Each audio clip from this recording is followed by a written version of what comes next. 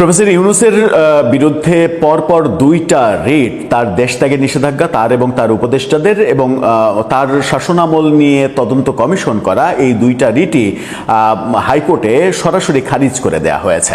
সেটাকে নিয়ে আলোচনা ছিল যে প্রফেসর ইউনূস সরকারের ব্যাপারে কোনো অভিযোগ কোথাও আসলে টিকবে না। হয়তো পরিস্থিতি কখনো যদি পাল্টায় তাহলে হয়তো টিকবে, এই মুহূর্তে টিকবে না।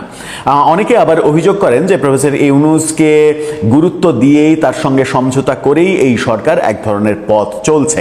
এই ক্ষেত্রে প্রফেসর ইউনূসের ভূমিকা যতটা না গুরুত্বপূর্ণ, তার চাইতে বেশি গুরুত্বপূর্ণ আমেরিকার প্রভাব, এই কথাটাও অনেকে বলতে চেষ্টা করেন। অনেকে আবার এই গুজবও ছড়িয়েছেন যে বর্তমান সরকারের ঊর্ধ্বতন ডিসিশন মেকার একজনের সঙ্গে প্রফেসর ইউনূসের গুলশানে একটা গুরুত্বপূর্ণ মিটিং হয়েছে। সেখানে প্রফেসর ইউনূস আর্জি জানিয়েছেন যে এই আদালতে যে কাজগুলো হচ্ছে তার সরকারের বিরুদ্ধে, তার বিরুদ্ধে, এগুলো যেন কোনোভাবে হতে দেয়া না হয়, তাকে যেন কোনো ধরনের বিব্রতকর পরিস্থিতিতে ফেলা না হয়, এই ধরনের একটা সমঝোতার চেষ্টা তিনি করেছিলেন। আমরা এই গুজবটা এখন পর্যন্ত গুজবই বলছে, যেহেতু এর কোনো অথেন্টিক প্রমাণ নেই। এগুলো ছড়িয়ে পড়া, গুজব না বলে গুঞ্জন বলি, যে এই গুঞ্জনগুলো ছড়িয়ে দেয়া হয়েছে। জানি না সত্য কি মিথ্যা। এবার সুপ্রিম কোর্টের একজন আইনজীবী তিনি যেটা বলেছেন সেটা হচ্ছে প্রফেসর ইউনূসের বিরুদ্ধে মামলা, তার কর্মকাণ্ডের বিরুদ্ধে মামলা, এবং সেই মামলায় আসামি হবেন 1 নাম্বার প্রফেসর ইউনূস এবং 2 নাম্বার আসিফ নজরুল। সত্যি কি সেই মামলা হচ্ছে? সত্যি কি সেরকম কোনো মামলা আদালতে গ্রহণযোগ্য হবে?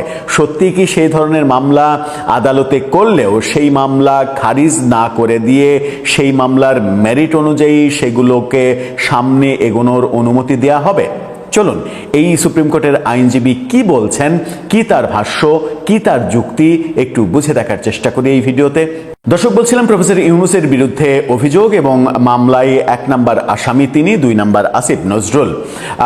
সুপ্রিম কোর্টের এক আইনজীবী এরকম অভিযোগ করেছেন যে এই ব্যাপারটা সামনে এগোবে এবং তিনি আশা প্রকাশ করছেন যে খুব দ্রুতই পরিস্থিতি পরিবর্তন হবে। পরিস্থিতি পরিবর্তন হলে প্রফেসর ইউনূসের সরকারের নানা কর্মকাণ্ড, শুধুমাত্র একটা না, বহু কর্মকাণ্ডের বহু মামলা হবে এবং সব মামলাতে 1 নাম্বার আসামি হবেন প্রফেসর ইউনূস এবং 2 নাম্বার আসিফ নজরুল। কি বলছেন তিনি অ্যাকচুয়ালি?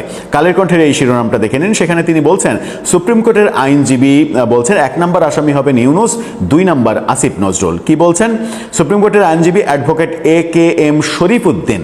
তিনি বলছেন, অন্তর্বর্তী আমলে প্রতিটি হত্যা মামলার 1 নাম্বার আসামি হবেন ইউনূস, 2 নাম্বার আসামি হবেন আসিফ নজরুল। অর্থাৎ প্রফেসর ইউনূসের আমলে যত হত্যাকাণ্ড ঘটেছে সেগুলো যদি কখনো মামলা হয় তাহলে সব মামলাতেই 1 নাম্বার আসামি প্রফেসর ইউনূস হবেন।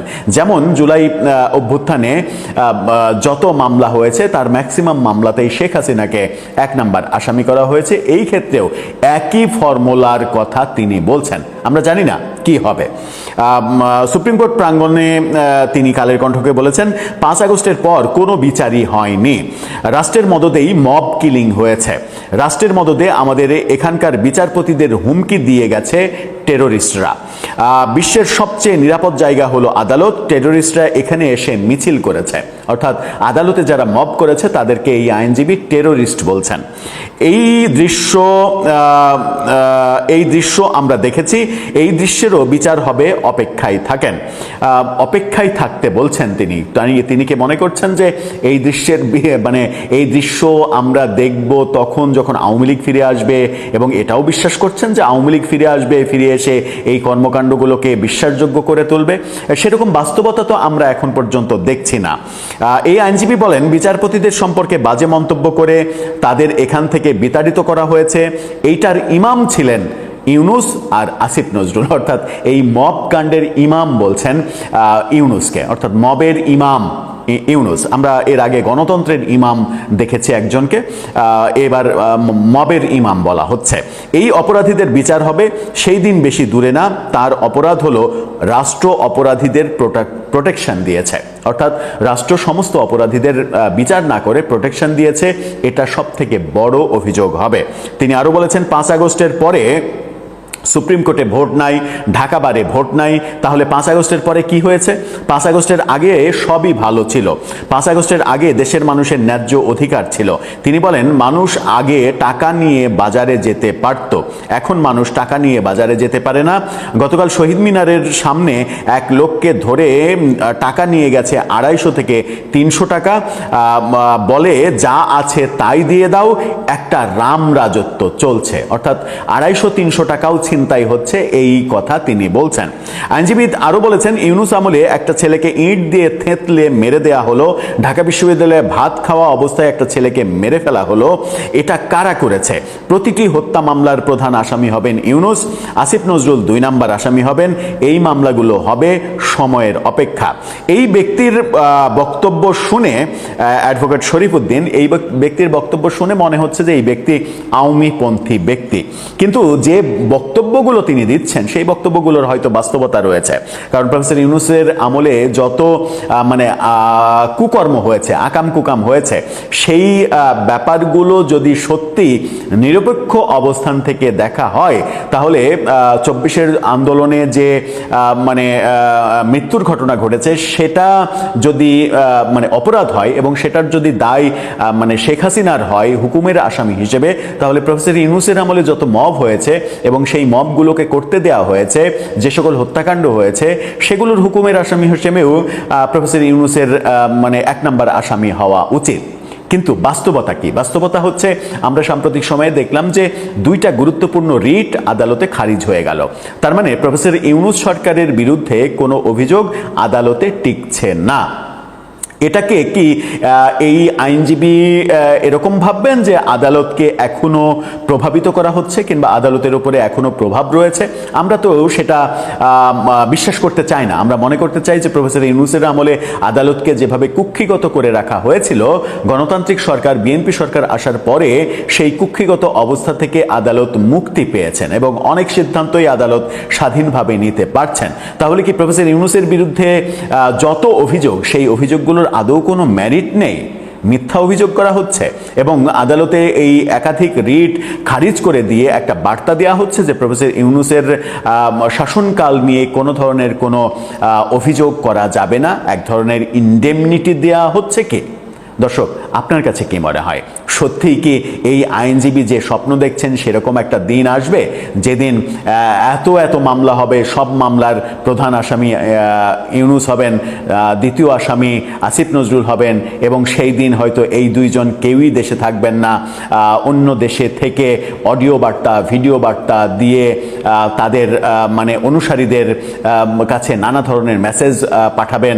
সেদিন হোয়াটসঅ্যাপ গ্রুপে তারা মিটিং করবেন, টেলিগ্রাম গ্রুপে মিটিং করবেন, হোয়াটসঅ্যাপ টেলিগ্রাম গ্রুপে তাদের যে মিটিং, সেই মিটিংয়ে আড়ি পাতার জন্য ইন্টেলিজেন্স বসে থাকবে, কিংবা সরকারি দলের বিভিন্ন সদস্য তাদের গ্রুপে ঢুকে পড়বে, তারা কি করছে সেই অডিওগুলো ফাঁস করবেন। বিদেশে থাকা কোনো একজন সাংবাদিক হয়তো সেদিন সেই অডিওগুলো ফাঁস করে দেবেন। এরকম দৃশ্যগুলো কি আমরা দেখব? আর যে কথাগুলো বললাম সেই কথাগুলোর সাথে বর্তমানে ঘটে যাওয়া অনেক প্রসঙ্গের কি আপনি মিল খুঁজে পান? আপনার মতামত জানিয়ে লিখতে পারেন আমাদের কমেন্ট বক্সে। ইউনূসের শাসনামলের ঘটনা তদন্তে হাইকোর্টে রিট, বৃহস্পতিবার এটার হচ্ছে আদেশ। একটা ইন্টারেস্টিং শিরোনাম এবং অবশ্যই গুরুত্বপূর্ণ। সেটা হচ্ছে ডক্টর ইউনূস সহ অন্তর্বর্তী সরকারের উপদেষ্টাদের দেশ ত্যাগে নিষেধাজ্ঞা চেয়ে রিট। বিষয় কি? হামের টিকার ব্যর্থতা। আমি দেখছি যে ইউনূসের শাসনামলের ঘটনা তদন্তে হাইকোর্টে রিট, বৃহস্পতিবার এটার হচ্ছে আদেশ। কি আদেশ দেবে জানি না। এগুলো অনেক ক্ষেত্রে অ্যাকসেপ্ট করে কোর্ট, আবার খারিজ করে দেয়। এই ক্ষেত্রে কি হবে জানি না। তবে এর মধ্যে দিয়ে বোঝা যাচ্ছে যে ইউনূস সরকারের সময় যে ক্ষোভ এখন প্রকাশিত হচ্ছে এবং দিনকে দিন এটা কিন্তু বাড়ছে, থামছে না, এবং তারই একটা প্রতিফলন ঘটলো ইউনূস সরকারের। এখন ইউনূস সরকারের কোনো স্পোকসম্যান নেই, কোনো মুখপাত্র নেই, কারণ ইউনূস সরকারকে সম্ভবত কেউ আর ওন করে না। সালেউদ্দিন আহমেদও নিশ্চয়ই দেখেছেন যে অন্তর্বর্তী সরকারের সবকিছু খারাপ ছিল না, তার মানে কিছু খারাপ ছিল, এটা কিন্তু একটা স্বীকারোক্তি পাওয়া যাচ্ছে। আর বাকিরা তো একদমই নিশ্চুপ, কেউ কোনো কথা বলে না ইউনূস সরকারের পক্ষ নিয়ে। যাই হোক, রোববার হামের টিকাকে রাষ্ট্রীয় ব্যবস্থা থেকে বেসরকারি খাতে দেওয়ার সঙ্গে জড়িত থাকার অভিযোগ তুলে, অর্থাৎ রাষ্ট্রীয় খাত থেকে বেসরকারি খাতে হামের টিকা সংগ্রহের বিষয়টি, এতে একটা বিপর্যয় ঘটে। সেই বিপর্যয়ের জন্য মূলত দায়ী করা হচ্ছে ডক্টর মোহাম্মদ ইউনূসের প্রশাসনকে, বিশেষ করে স্বাস্থ্য উপদেষ্টা নূরজাহানকে। যাকে এই ঘটনায় পুরো উপদেষ্টা পরিষদকেই দায়ী করা হচ্ছে। সেই রিট করা হয়েছে সুপ্রিম কোর্টের আইনজীবী ব্যারিস্টার এম আশরাফুল ইসলাম। রিটে এই ঘটনায় তদন্ত কমিটি গঠনের পাশাপাশি ডক্টর মোহাম্মদ ইউনূস সহ উপদেষ্টা পরিষদের সব সদস্যের বিরুদ্ধে দেশ ত্যাগে নিষেধাজ্ঞা জারি করার নির্দেশনা চাওয়া হয়েছে। মন্ত্রী পরিষদ সচিব ছাড়াও স্বাস্থ্য, স্বরাষ্ট্র, জনপ্রশাসন সচিব এবং স্বাস্থ্য অধিদপ্তরের মহাপরিচালককে সরকারের সংশ্লিষ্টদের বিবাদী করা হয়েছে পক্ষকে। এর আগে হামের টিকা রাষ্ট্রীয় ব্যবস্থা থেকে বেসরকারি খাতে দেওয়ার ইস্যুতে গত 6 এপ্রিল সংশ্লিষ্টদের নোটিশ পাঠানো হয়। ওই দিন ব্যারিস্টার মোহাম্মদ আশরাফুল ইসলাম জানান, সারা দেশে আকস্মিক বিলুপ্ত হামের মারাত্মক প্রাদুর্ভাব দেখা দিয়েছে, যেটা বিলুপ্ত হয়ে গেছিল। ইতিমধ্যে শতাধিক শিশুর মৃত্যু হয়েছে। শতাধিক মানে কি, এখন তো 450-র উপরে ইতিমধ্যে মৃত্যু হয়েছে এবং অগণিত শিশু এবং সাধারণ নাগরিক হামে আক্রান্ত হয়ে হাসপাতালে ভর্তি হয়েছে। যাক, এখানে ডক্টর মোহাম্মদ ইউনূস, আসিফ নজরুল, রেজওয়ানা হাসান, আদিলুর রহমান শুভ, নূরজাহান বেগম, অবসরপ্রাপ্ত ব্রিগেডিয়ার জেনারেল সাখাওয়াত হোসেন, জাহাঙ্গীর আলম চৌধুরী, মোস্তফা ফারুকী সহ সব উপদেষ্টাদের। এইটা আমার মনে হয় না যে এই রিটটা খুব অ্যাকসেপ্ট হয়ে হবে, হয়তো খারিজই হয়ে যাবে। কিন্তু ওই যে বললাম যে নানা বিষয়ে এইটা যেহেতু একটা মৃত্যুজনিত ঘটনা বলে মানুষের ক্ষোভ বিক্ষোভ গুলো প্রকাশ্যে দেখা যাচ্ছে, কিন্তু রাজনৈতিক মহল, অন্যান্য বিভিন্ন মহলেও কিন্তু বাণিজ্য এবং অর্থনৈতিক মহলেও বাণিজ্য চুক্তি নিয়ে কথা হচ্ছে, পুলিশের পোশাক পরিবর্তন নিয়ে কথা হচ্ছে, চট্টগ্রাম বন্দর ব্যবস্থাপনা চুক্তি, প্রস্তাবিত চুক্তি নিয়ে আলোচনা হচ্ছে। অর্থাৎ ডক্টর মোহাম্মদ ইউনূসের সময় আইন শৃঙ্খলা পরিস্থিতির ব্যর্থতা, অর্থনৈতিক বিপর্যয় এবং গুরুত্বপূর্ণ নীতি নির্ধারণী বিষয়ে তিনি যে সমস্ত সিদ্ধান্ত নিয়েছেন, এগুলো নিয়ে এখন একেবারে তুমুল আলোচনা সমালোচনা হচ্ছে। তার মধ্যেই ঘটে গেল এই হামে আক্রান্ত হয়ে 450-র উপরে শিশুর মৃত্যু এবং আরো হাজার হাজার শিশু এবং সাধারণ মানুষ আক্রান্ত হয়েছে। এই ঘটনায় ক্ষোভটা একেবারে ব্যাপকভাবে দেখা গেছে। তার প্রেক্ষিতেই এই রিটটা, ফলে এই রিটটার ভাগ্য যাই হোক না কেন, এতে ডক্টর মোহাম্মদ ইউনূস সরকারের যে ব্যর্থতার এবং তার প্রতি যে মানুষের ক্ষোভ, সেটা অন্তত ভালোভাবে প্রকাশিত হলো। দর্শক।